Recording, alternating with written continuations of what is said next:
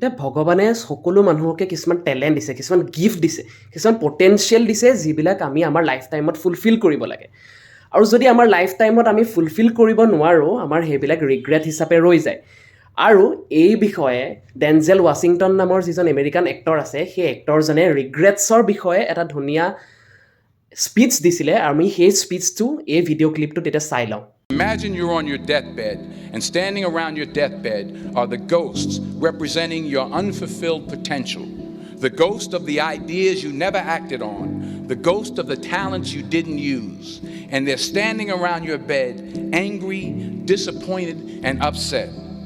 They say, we came to you because you could have brought us to life, they say. And now we have to go to the grave together. So I ask you today,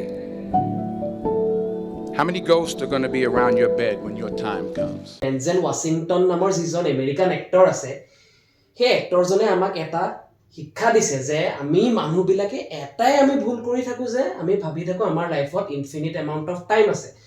কিন্তু আমাৰ লাইফত আমি সকলোৱে এই কথাটো realise কৰা উচিত যে আমাৰ হাতত লিমিটেড টাইম আছে। এতিয়া তেওঁ যিটো ভিডিঅ'ত কৈছে আমাক, আমি ডেথ বেডত যেতিয়া আমি যিদিনাখন আমি মৰিম, সেইদিনাখন আমাৰ এইটো হ'ব নালাগে যে, এই ৰিয়েলাইজেশ্যনটো হ'ব নালাগে যে আমাৰ কিছুমান ৰিগ্ৰেটছ থাকি যাব নালাগে। কিছুমান আমাৰ ৰিগ্ৰেটছ থাকি যাব নালাগে যে আমাৰ কিছুমান টেলেণ্ট, কিছুমান পটেনচিয়েল, কিছুমান আইডিয়াছ যিবিলাক আমাৰ ভিতৰি আছে, যিবিলাক টেলেণ্ট, পটেনচিয়েল, আইডিয়াছ যিবিলাক আমাৰ অলৰেডি ভগৱানে আমাক এজ এ গিফ্ট দিছে, সেইবিলাক আমাৰ পটেনচিয়েলবিলাক কেতিয়াও ফুলফিল নহয় যেন, সেই ৰিগ্ৰেটটো আমাৰ থাকি যাব নালাগে। আৰু আমি কিছুমান কথা এই ৰিগ্ৰেটবিলাক নাহিবলৈ আমি সদায় নিজৰ ওপৰত কনফিডেঞ্চ ৰাখিব লাগিব। কিন্তু আমাৰ কনফিডেঞ্চ কেতিয়াবা নাইকিয়া হৈ যায়, কনফিডেঞ্চ আমাৰ ডাউন হয়। ডাউন হোৱা কাৰণ আছে কেতিয়াবা পিপলছ অপিনিয়নছ, মানে মানুহৰ কিছুমান ধাৰণা, আনে কি কৈছে সেইটো যদি আমি বেছি ভাবি থাকোঁ, তেতিয়া আমাক এফেক্ট কৰে, আমাৰ চেল্ফ এষ্টিম হয়, চেল্ফ কনফিডেঞ্চ হয়।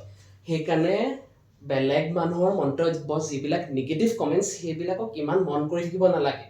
আৰু যিহেতু আমাৰ হাতত লিমিটেড টাইম আছে, আমি নিজৰ পটেনচিয়েলটো ফুলফিল কৰিবলৈ আজিৰ পৰাই কাম আৰম্ভ কৰিব লাগে। আমাৰ হাতত অকল এই প্ৰেজেণ্ট মুমেণ্টটো থাকে, যিটো প্ৰেজেণ্ট মুমেণ্ট, যিটো নাও, যিটো পাৱাৰ অফ নাও, যিটো আমাৰ হাতত আছে, আমি এতিয়াৰ পৰা কাম কৰিলেহে আমি ফিউচাৰত কিবা এটা ৰিজাল্ট পাম। আমি যদি ভাবি থাকোঁ যে কাইলৈ কৰিম, সেইটো এটা মিছা কথা।